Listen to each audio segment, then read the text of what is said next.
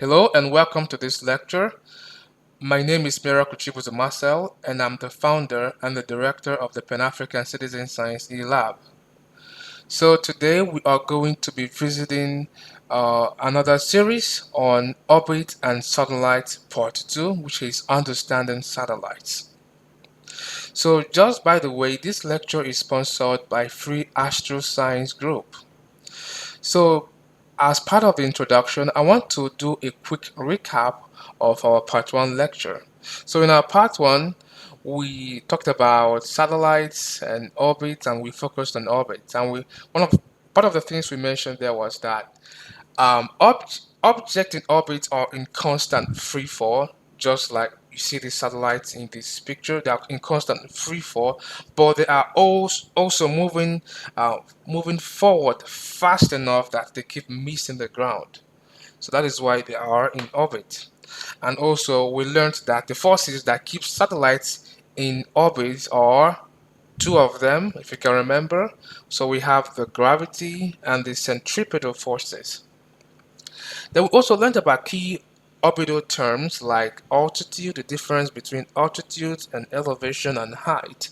So now we say that altitude is just the distance between the surface of the water or the sea to to a or any destination you want to measure it.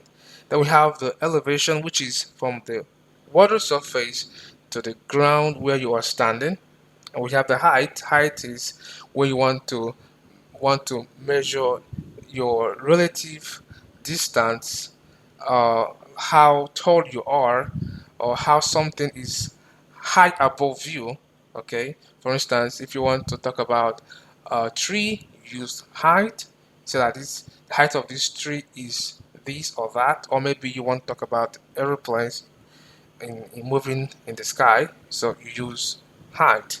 So those are different terms, and that they should be used in their uh, appropriate places. Then we also learned about different orbits. We learned about the low Earth orbit, and we have the medium Earth orbit, and the geostationary orbit, and also the geosynchronous orbit, and then the highly elliptical orbit. So today we are going to be learning we're going to be going further in those learning. So I'm going to be talking about satellites mostly today. So as part of the table of content, I'll be introducing what satellites generally mean. Then I'll talk about the types of artificial satellite because I'm going to be focusing on artificial satellites. I'm going to be also talking about satellite anatomy, and I'll give you statistics of artificial satellites in orbit, whether on Earth and other planets. Then I'll also talk about satellites beyond Earth's orbit too. So, what is a satellite? What is a satellite? A satellite simply means any object that orbits a larger body. Any object that orbits another larger object. And we have two types of satellites. We have natural satellites, which is, example, the moon.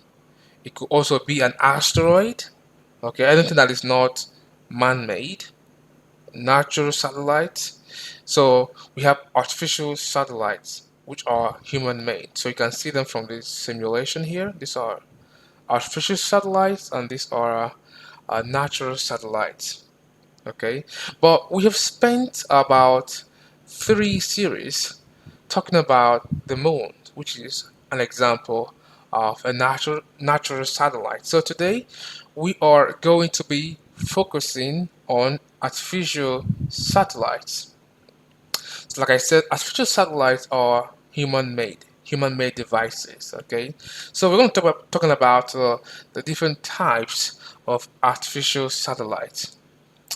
So the first one is Earth observation satellites. Earth observation satellites.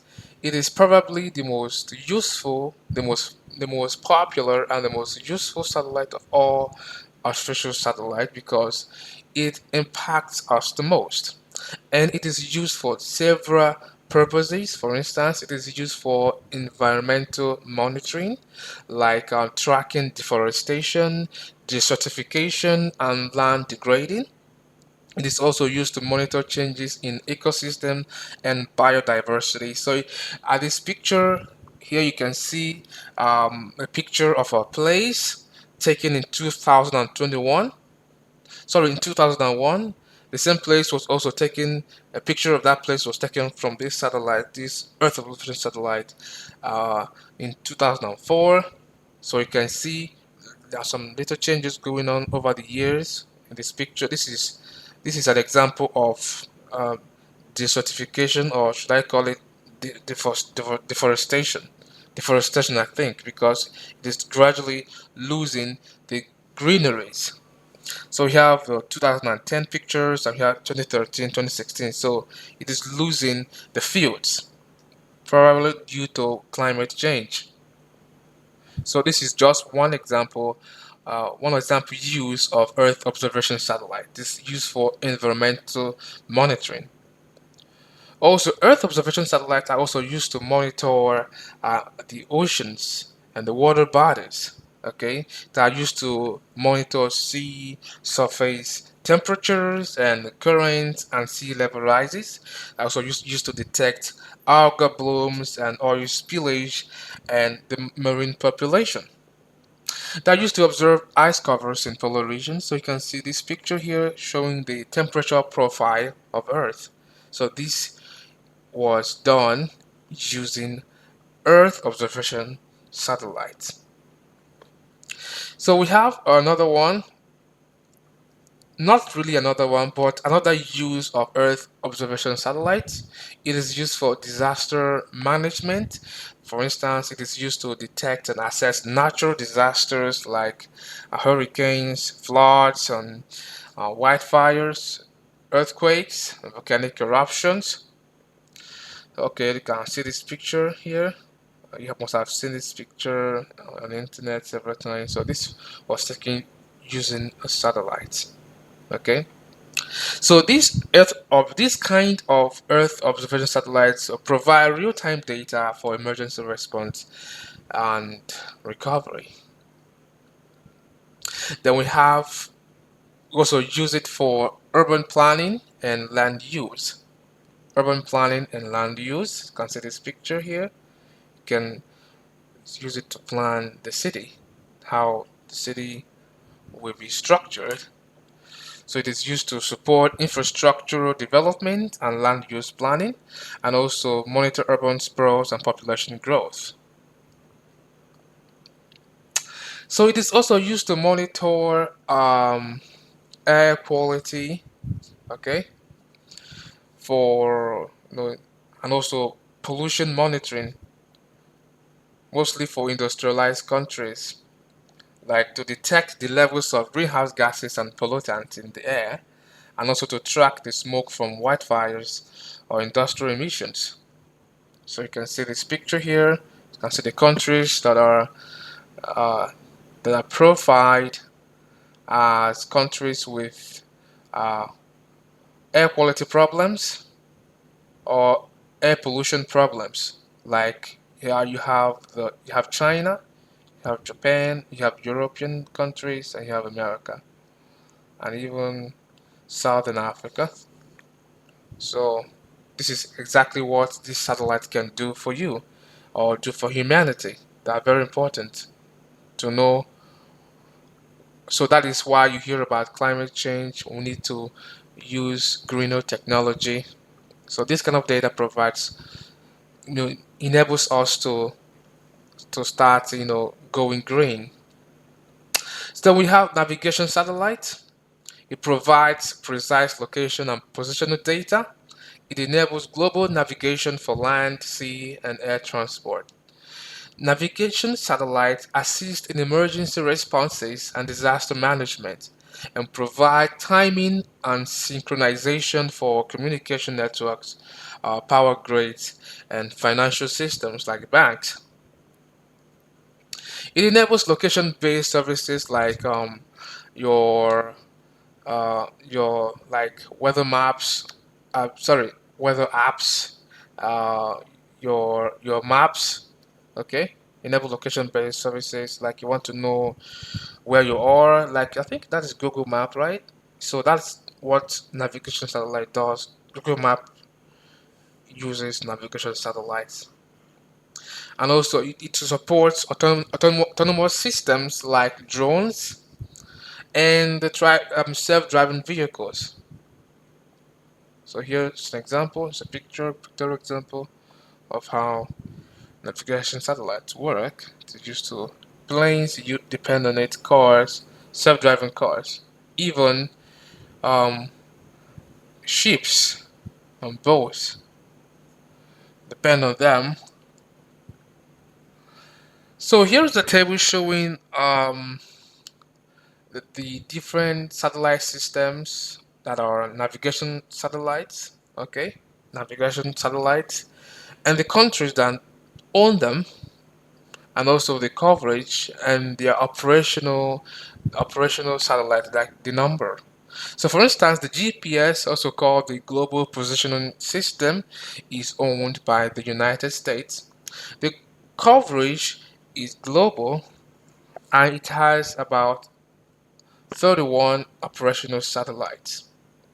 Then we have the GLONASS, owned by Russia. It is also global, and it has an operational satellite of 24. And we have the Galileo. It is owned by the European Union. It is also global, and it has an operational 28 satellite. Then we have the Beidou, owned by China. Okay, it was initially, when they started, it started as as a regional regional thing. Like it was around, it only works around Asian Pacific, but now it is global. It now has an operational satellite of about 4 to 5. Then we have the IRNSS, or you can call it the Navik. It is owned by India. It is presently a regional. It has a regional reach, probably around India. It has about 7 operational satellites, and we have the Quasi Zenith satellite system QZSS, owned by Japan. It is a regional satellite, and there are about 5 of those satellites that are used for that.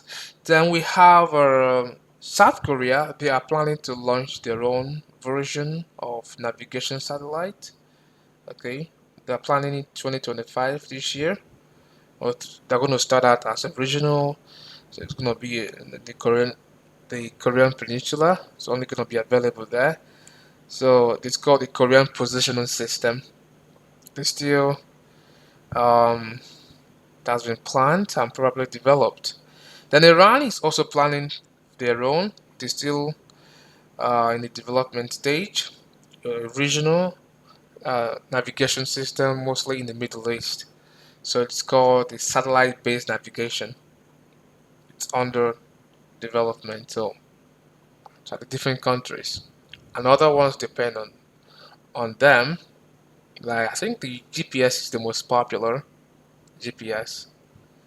So that's it. So we have the communication satellite. Communication satellites are enable television and radio broadcasting across wide areas. Okay, they provide internet connectivity, and especially in remote areas or underserved regions of the world. Like you hear Elon Musk talk about his Starlink satellite providing internet for the world, even to places where internet hasn't been to. Okay, so that is the work of communication satellites. Then it supports mobile phones and satellite phone communication, and also facilitate military and secure government communications. Communication satellites enable long-distance telephone and data transmission, and that is true. Okay, so it also support emergency communication during natural disaster or in isolated locations. So here is a basic working principle of a communication satellite. So you have two ground dishes, and you have satellites up there. These are also called satellites, okay? But this one are the, this is the one we're talking about, okay? So you have the ground station. So the ground equipment transmits signal to this space-based satellite, okay? And these satellites amplifies these incoming signal and changes the frequency and transmit back to Earth. So this could be the end users. This could be for the company providing the services. This could be the end users. So, or then this is gonna, or this is gonna just distribute it to the end users. So this is just the basic principle of all communication satellites. Then we have the military satellites. Military satellites. So it is used to conduct surveillance on the population or the enemy, okay, or reconnaissance. So used to monitor enemies' movements and their installations. Okay, enables secure military communications across the globe. Okay, so and also provide navigation and targeting support. So you want to launch a missile, you want to hit your target, you need a satellite for that. Okay. Okay, so it supports early warning systems like for missile launches or nuclear threats. For instance, if there is going to be a uh, nuclear war, probably Russia, America sending it to each other, they will be able to see it from the satellites. Okay, so military satellites also facilitate electronic intelligence and signal intelligence. It is also used to monitor battlefield activities, like we see it in Ukraine and even in Middle East. Okay, and support, and even in Africa, and also support real-time command and control. So that's it. So here's the picture depiction of how a military satellite surveys the Earth, different locations. So here is their situation room where they control it and monitor the world. So here's another picture of the team monitoring activities on the sea or in the land in that situation using the satellites. The enemy probably is not aware. In fact, they are never aware that something is watching over them. Then we have the scientific satellite. It is used to study outer space like stars, galaxies, black holes, and cosmic phenomena like exoplanets, moons, asteroids, and other celestial bodies. It is used to conduct astronomical imaging and spectroscopy. And some examples of these are the Hubble Space Telescope and the James Webb Space Telescope. It is used to, these space telescopes or these scientific satellites, we call them satellites in a way, they are used to investigate the cosmic background radiation and the origin of the universe, and also to use to monitor solar activities and its effect on Earth, which is part of space weather. It is also used to support fundamental physics experiments in space, like gravity, antimatter research. So here is the Hubble Space Telescope. Here are some of the pictures taken with the Hubble Space Telescope, ranging from planets to the stars and to the galaxies. Those beautiful pictures, these beautiful pictures are taken. So I think this is 30 years of Hubble Space Telescope that's captured so many celestial bodies. It is still working, okay? It is still working, but we now have the James Webb Space Telescope. So now let us go into satellite anatomy. So I want to know what satellites are made of. I want to know what they are made of, the internal structures and external structures of satellites.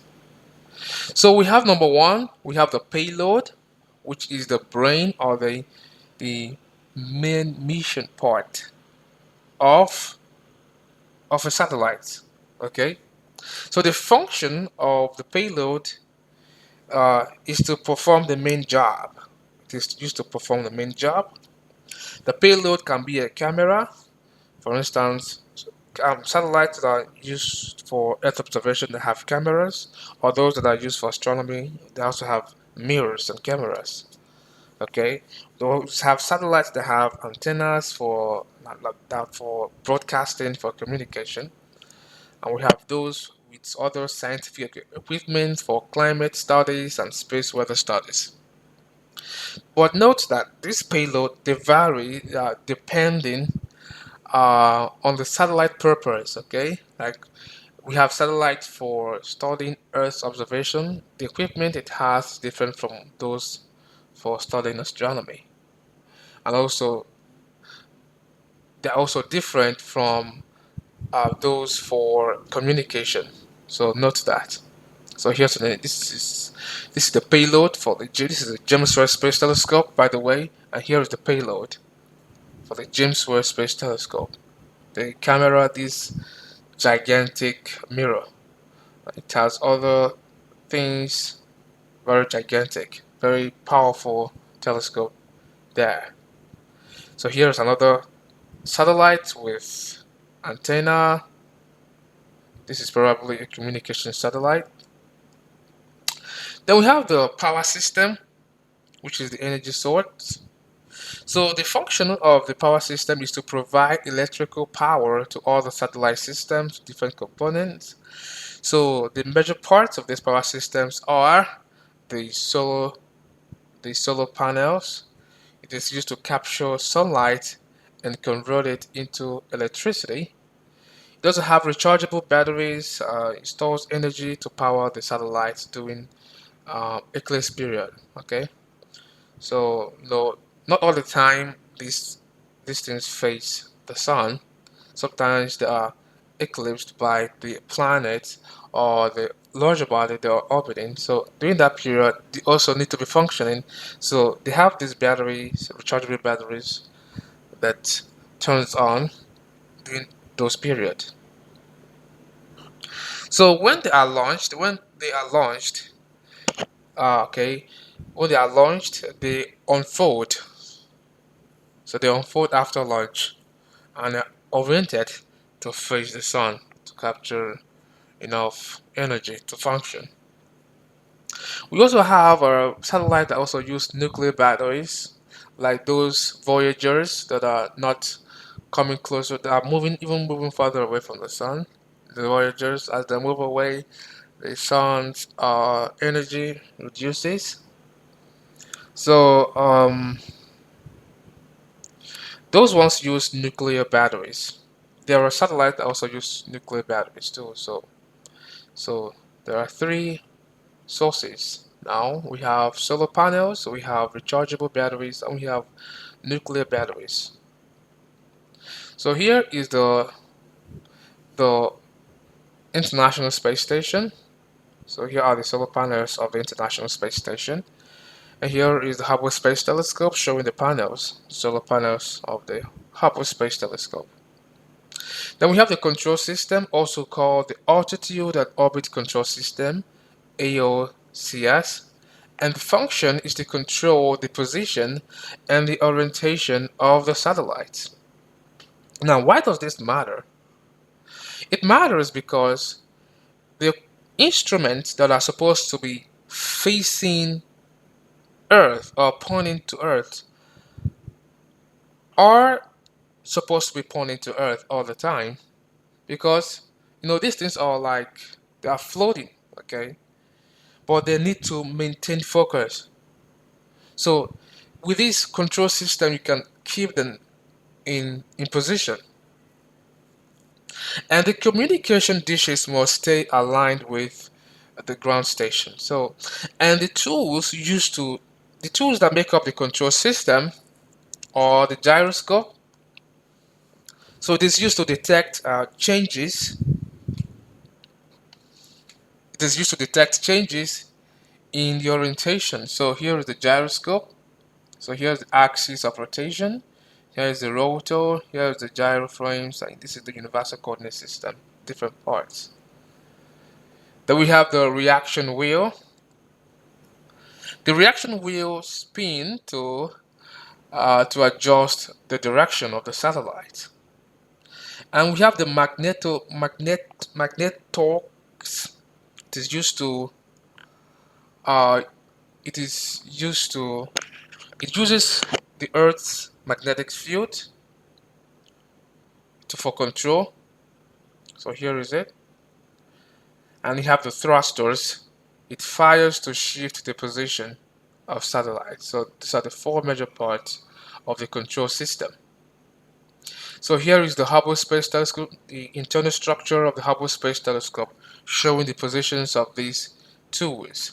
So here are the reaction wheels, here have the gyros, we have the fine guidance system. So I'm going to play you a video demonstrating how a gyroscope works.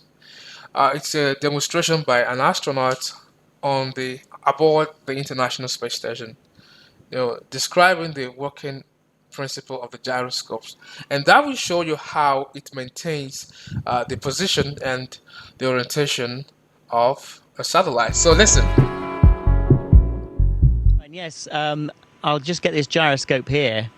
And it's just a toy gyroscope, really. But of course, in zero gravity, if you knock it, it's going to tumble, it's going to move around like any object up here does. However, if I get this spinning, just give me a second.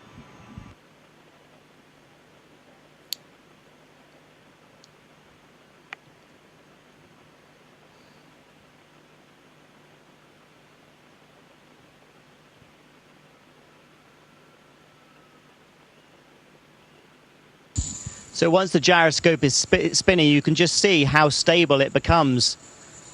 And however I knock it, it's not going to change its plane. It's going to remain in the same plane.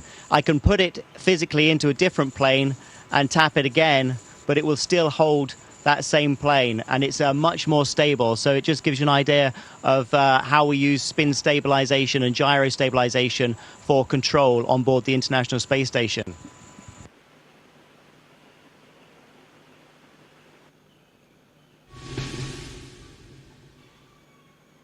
So you've seen how they are used to they used the gyroscope to maintain stability, not just aboard the International Space Station, but all satellite. All satellite has a gyroscope. So we have the communication system, the talker, and the function is to enable the satellite to send data back to Earth, like images, data like images, signals to the ground command. And components of these are of this communication system are the transmitters and receivers. And we have the high gain antennas for strong signals and the low gain antennas for broad but weaker signals. So here are some of the pictures describing the communication system about a satellite. So we have the thermal control system, the heater and the cooler. And the function is to keep the satellite from getting too cold or too hot.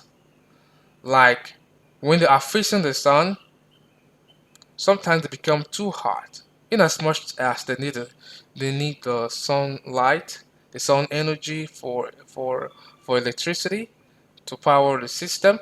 Sometimes it gets too hot, so it needs to be maintained. It needs to be kept at equilibrium. Okay, so and sometimes when it is in the shadow of of the planet they are orbiting, they become too cold, and it's not healthy for the electronic components. They might fail. So that is why these thermal control systems are important to maintain an equilibrium in the temperature. So the tools used in these are the thermal blanket. The thermal blanket is used to insulate against temperature extremes.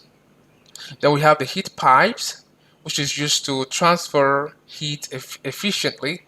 And we have the radiators, which releases excess heat to space. So I'm just showing you examples of these things. So here is the International Space Station showing the radiators attached to it. Then we have the structure, which is also the skeleton of the satellite, and its function, just like our own skeleton, is to hold all components in place and protect them during launch and operation. The materials used in building these structures must be lightweight and also very strong, like aluminum, titanium, carbon fiber. Now, in designing this structure, the skeleton of a satellite, they must they are, the the engineers must ensure that it can withstand intense vibration and acceleration during launch. So here's an example of the casing or the structure of a satellite, the skeleton of a satellite. So we have the propulsion system, which is also the mover, and the function is to move the satellite's orbit or adjust its orientation. Okay, so it is used in geostationary uh, satellites to maintain position and also the interplanetary missions for deep space maneuvers. The propulsion system is also it helps the ISS to dock on the International Space Station, okay, or even to combine two structures, even during the time of the construction of the International Space Station. They help to align things, okay. So we have different kinds of propulsion systems. We have the chemical thrusters, we have electric propulsion, or you can call them the ion thrusters, and we have the cold gas thrusters. So here's an example of the thrusters here. So here's a summary of the satellite anatomy. This is AI generated, so some of the diagrams are not pointing well. This is the payload, the dish, you have control system, this is the power system, so here is the propulsion system, so it's the structure, communication system, and so on and so forth. So now let's delve into the statistics of artificial satellites in orbit. I want to give you the numbers, different kinds of numbers of artificial satellites that are in orbit. So the biggest satellites, if you have ever wondered what could be the biggest satellite ever made, now the biggest satellite ever made is the International Space Station. The International Space Station. It is measuring about 109 meters end to end. That is roughly the size of an American football field. So you can see it's the comparison between the ISS and the American football field. How about the smallest satellites? The smallest satellites are called the nanosatellites or the CubeSats, or they can even be called the picosatellites. The picosatellites, the nanosatellites or the CubeSats. So you can see the satellites here. It measures 3.5 centimeters by 3.5 centimeter, so very small. So, but they are all. The only difference is that we have only one international space station, only one. Although we have the Chinese, but it is a lot smaller than this one. Okay, we have the Chinese space station, but we're not. I'm talking about the biggest one. So the biggest is the International Space Station. Then the smallest are the CubeSats, but the CubeSats are many. Okay, in fact, most of the satellites that are being sent to space are CubeSats. Okay, so all right. So other statistics are now. If you also wonder how many satellites have been sent that are in orbit, okay, so and the simple answer is that there are between 14,900 to 15,000 satellites that are currently orbiting Earth, and that includes both active ones and defunct ones. Okay, so for the active ones, we have between 11,000 to 12,000. So these active ones are also operational, okay, satellites. So they provide services like communications, Earth observations, and navigation. Now we have the defunct satellites. Defunct satellites are, they're no longer in operation, and they range between 3,000 to 4,000. So they are completely inactive and contributing to the space debris problem that we are facing today. Now let me give you some trends and drivers. There's something we call the mega constellations. Like you have the Starlink constellation. Okay, so it dominates with about 7,500 active satellites, making it about 60% of all the operational satellites in space right now. We have other projects that are coming up.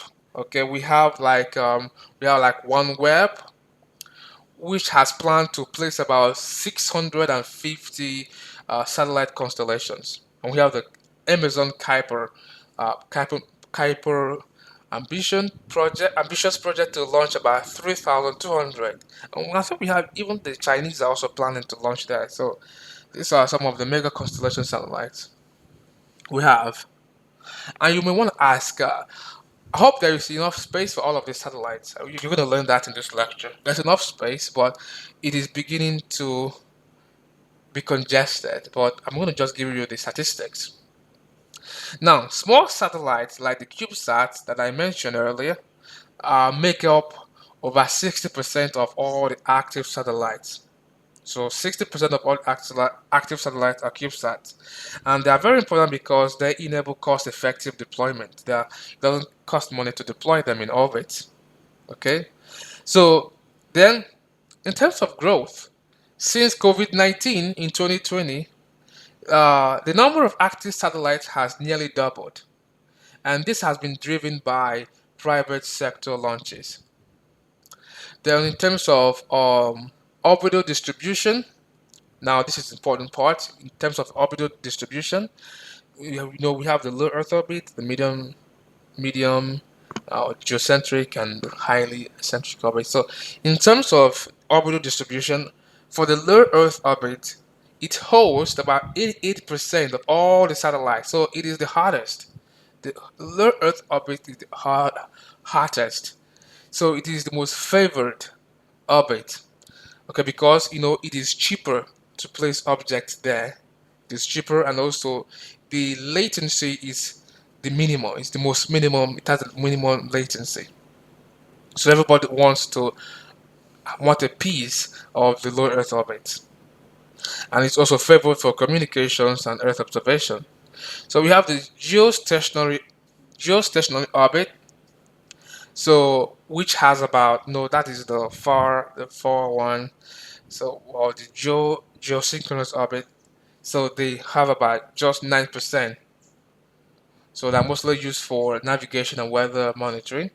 Nobody ever wants that because it takes a lot of fuel to place something there, and also the latency is very high. So nobody wants that, but it is used for communication and broadcasting, and also for navigation too.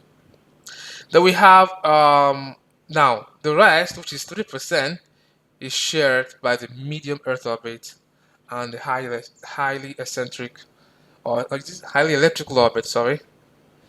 Now note the low Earth orbit is the widely used and practical orbit with the potential of carrying about 100,000. So that's the carrying capacity of the low Earth orbit. That is the capacity of the low Earth orbit. And you know, we have about 15,000 satellites.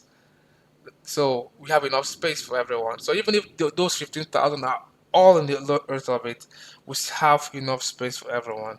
But now I think there is a international campaign about how the low Earth orbit has been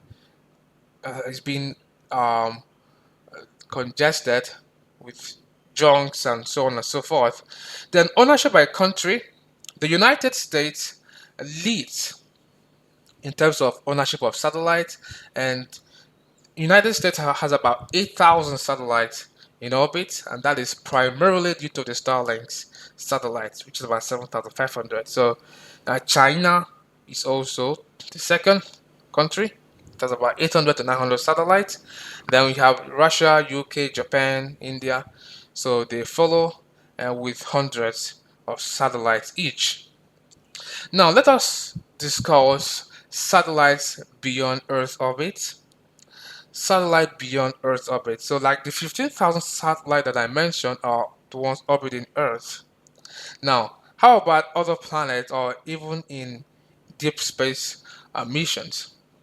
All of them, all of them, both the ones orbiting Mars, the Moon, Jupiter, the Sun, and so on and so forth, they are just about 111 satellites.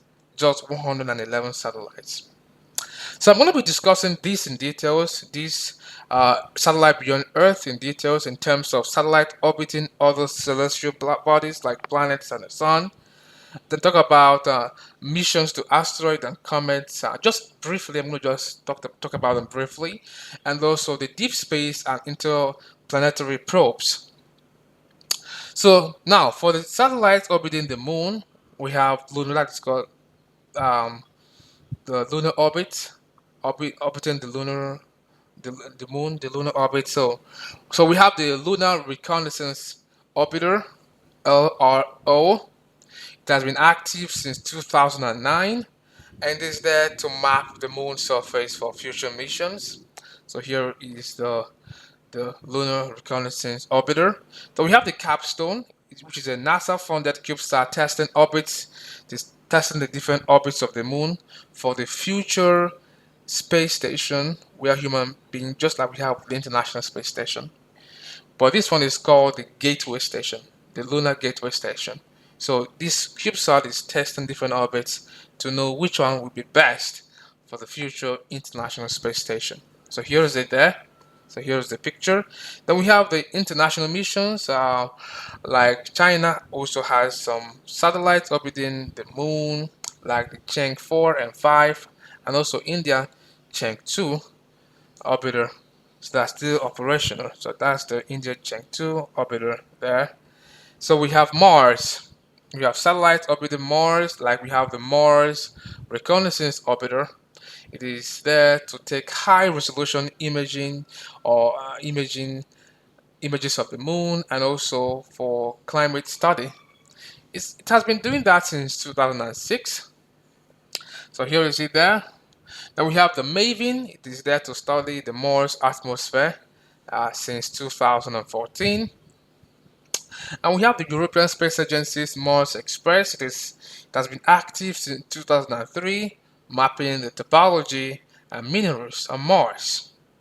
And we have the UAE's Hope mission, which was launched in during COVID-19 period, if you remember. And so it is there to monitor the weather of the Martian weather since 2021. So here is the this is the Hope probe. So we have the Jupiter, we have the Juno, so Jupiter planet now. So we have the Juno satellite, so which has been orbiting since 2016, studying the planet's magnetic fields and storms. So here is the Juno probe. I think it is no longer operational now. So here is how it is orbiting Jupiter at a highly elliptical orbit. You see the one use of the highly elliptical orbit, even though it doesn't have much use for us on Earth, but on other planet it is very useful. Then we have Venus. We have the Japanese Akatsuki, which is the only active orbiter analyzing Venus' atmosphere since 2015. So here is it there. So we have the Sun. We have the Parker Solar Probe, which literally touches the solar corona. It has been studying it since 2018. So here are the pictures, so you can see how close it is to the Sun compared to the other planets. Then we have the by the way, this Parker Solar Probe is a NASA project. Then we have the European project. the European version, which is the Solar Orbiter, which is there to study solar winds and polar regions since 2020. Now we have missions to asteroids and comets. We have the OSIRIS-REx, which returns samples of asteroids from astro samples of asteroid Bennu in 2023. That is 2 years ago. So, but now it is now en route to other asteroids like the Apophis. It is going to arrive in 2029. Then we have the Japanese ha- Haya, Hayabusa 2, which returned samples from an asteroid. Okay. So by the way, this is the Osiris mission. This is the Osiris mission when it was collecting the samples. So here is when it was returning. Here is the entry, and here is when the payload touched the ground. So let me show you the Japanese mission to the asteroid. So this is when it was collecting the samples, and here is on return. This is the when it has returned to the ground. Then we have the NASA Lucy mission, which was launched in 2021 to study to study Jupiter's Trojan asteroids. So here is the picture there. So we have deep space. We have actually launched satellites into deep space. Okay, so we have several of them, but the most popular of them is the Voyager 1 and the Voyager 2, which were launched in 1977.